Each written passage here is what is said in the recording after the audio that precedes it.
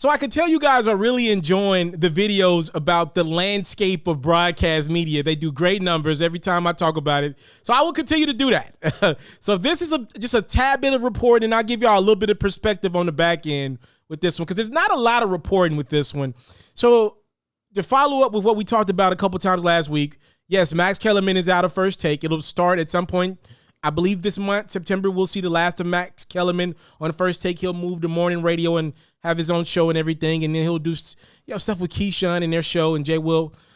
So as Max Kellerman leaves out, the biggest question mark is who's coming in to debate alongside Stephen A. Smith.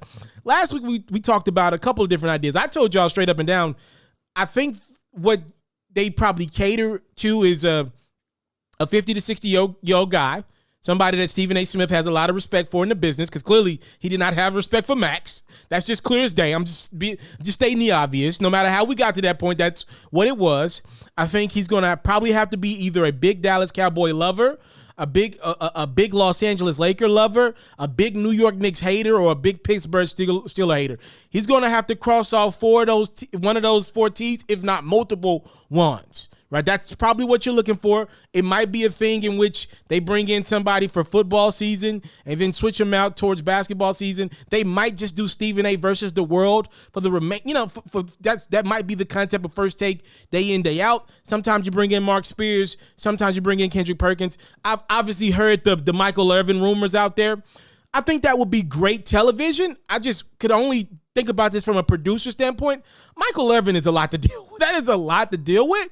And also, Michael Irvin's like he is a big Dallas Cowboy guy, and you could bring him on for segments, but that's like bringing on Spike Lee, right? Like it's too Cowboy, but there's no perspective bringing in a guy like Michael Irvin because he's going to always rock out with Jerry Jones and the Cowboys. It's like Jerry Jones like a father to him. Like it's never going to be unbiased. I'm a Cowboy fan, so trust me on this one. Like I don't know if Michael Irvin, look, the Cowboy segments would be great, but the show has to be more than Dallas Cowboy segments. That's a big portion of it. Don't get me wrong. That's the first commercial break whenever, oftentimes after those Sunday football games. But it's got to be more than that. And I don't know if that's a great pick, but that has been a rumor out there that Michael Irvin is somebody that ESPN's considering. I don't know if that's going to happen or not. Would I do that one? No, I would probably just bring him on the show more. Maybe give him a deal, but not somebody that I would bring in a like just him only, like bring Michael Irvin on as the premier guy against Stephen A., the premier debater against. I don't know if I would do that. Again, probably would do some great ratings, do a lot of internet clicks, but that would get repetitive to me because where Michael Irvin is going to side no matter what. He's a Dallas Cowboy for lifer.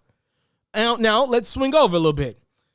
As the question marks remain about the future of First Take, it looks like Stephen A. is getting to work on other aspects. There have been reports from credible outlets over the weekend that Stephen A. Smith is looking to bring some attention to that NBA Countdown show. That, by the way, as of right now, Jalen Rose is set to do Countdown next year. Woj is in that mix as well. I'm assuming Malika Andrews would be there as well going forward. I don't know that to be true. Obviously, Maria's gone and Rachel's gone. So one would assume that Malika's her job to lose, right? I would think that. But again, that NBA Countdown show, we obviously know this, right? And we can get into it, but it's not that big of a convo. Inside the NBA has pretty much hurt any other countdown show in any other sport. Not just NBA, but obviously it's going to hurt when people are used to such big personalities like Charles Barkley, it doesn't get too much more popular in basketball spaces. My mom-in-law, she watches and listens to Charles Barkley. She doesn't watch that much basketball, but she'll listen to Charles. If Shaq's on TV, she'll listen. She obviously never saw Kenny Smith play like that, but she's seen his face. He's next to Charles, and Ernie's a legend. So that show has just put so much pressure on every other countdown show out there. Not just NBA, but it made everybody seem so less. But what people don't understand is you're comparing Turner, which is pretty loose with some of their rules and regulations, as long as it adheres to FCC. Like they're pretty open. You can get away with some mess. You can get away with a little cursing over there. ESPN's under Disney. All right, you're not getting away with that same stuff over at Disney. So I just think it's a different standard. obviously Wednesday nights and Friday nights leading into the games are nowhere near as exciting as that Thursday night when you got those four gentlemen on your pregame and postgame. Like the ratings that Inside the NBA does it like 1, 2 in the morning, it's wild. Like those numbers are wild. So I mean, you got that going.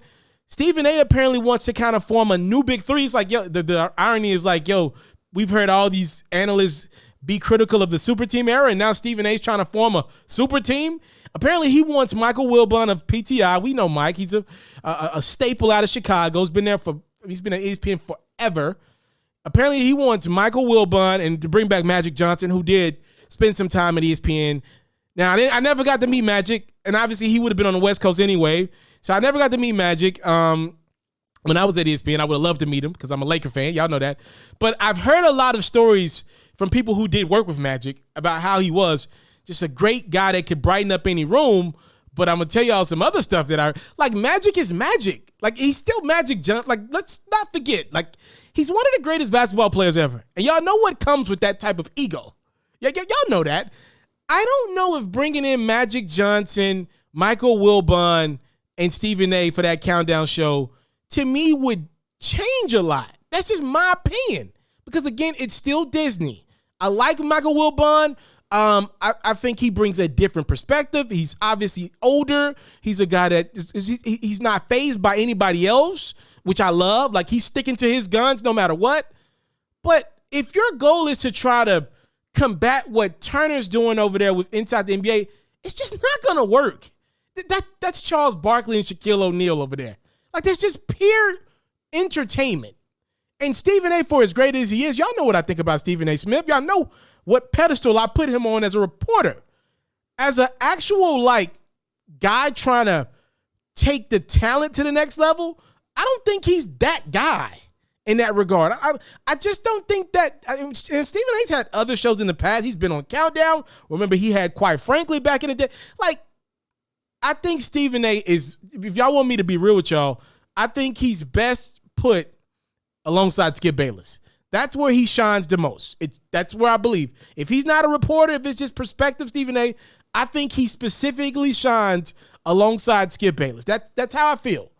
And when we start talking about countdown shows, because Stephen A. is getting a big bag from ESPN. So it's not just about First Take. It's like, okay, maybe we go in the direction of a not so big co-host, but since I'm making so much money with you guys, maybe we could take the focus from me and put it on that countdown show. Like, y'all still paying me a lot of money. I still want to make sure I get you guys big ratings. And I think that's where this countdown idea is coming from, because that doesn't answer your First Take problems. But maybe Stephen A. is like, okay, let's shift me more to the NBA product, in which we do pay billions of dollars for. Obviously, with that the CBA and everything, that contractual agreement that the NBA and ESPN and ABC has got together. So I don't know. I'm just trying to get in the thought process of that. You know, just trying to tell y'all where I think this is going. I don't necessarily think the Magic thing and Michael Wilbon today makes a lot of sense. I am so fascinated by who ESPN decides to bring in as Stephen A.'s new co-host. I think it's going to tell you a lot. If they decide to go with lesser name and they bring in, if they bring in a lesser name, then that probably means they're going to go big fish hunting for that countdown show. Maybe they'll go get Michael Wilbon and Magic Johnson like Stephen A. apparently wants. If they go big name, then they'll probably try to do as much as they can to keep that First Take band as the focal point for Stephen A. and obviously what they're paying him for. So we'll see what happens. I think it's a fascinating story in sports media. You know, look, the talk of the town has been, you know, ESPN's losing a lot of talent. And, you know, personally, I'm 27. I'm just 27 years of age.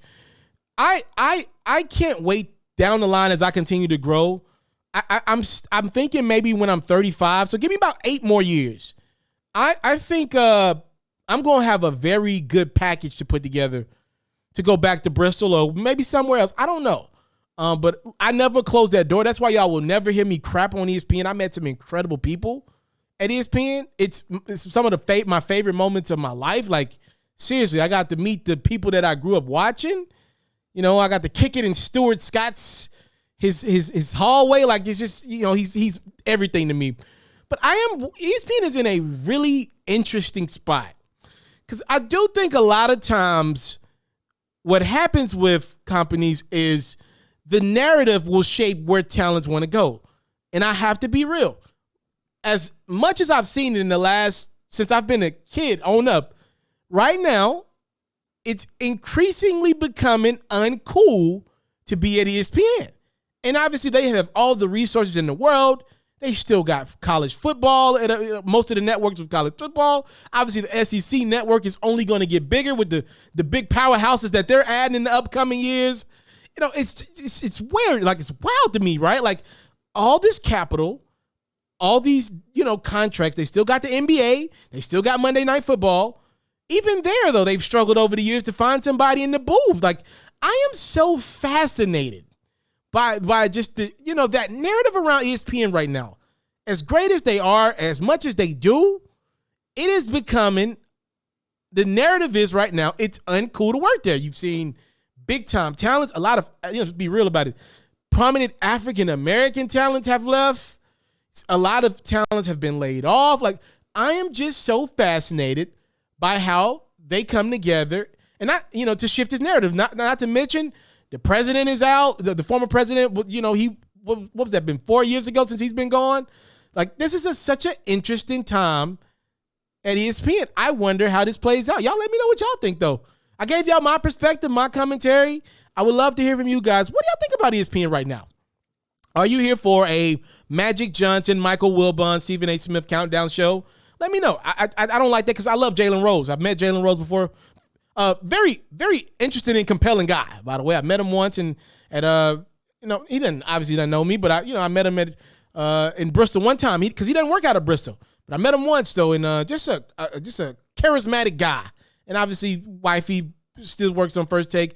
You just can't get rid of Jalen Rose. I would think he's a lifer. He's still on the countdown show. You got to utilize Woj, right? You can't get rid of Woj. He's your insider. Like, he's y'all pay him a lot to be your biggest reporter. I am fascinated. I'm sorry, I get really geeked out in convos like this because I'm fascinated to see what they do in the upcoming future. Y'all let me know what y'all think. Comment box below about all this stuff. All right? I'm out.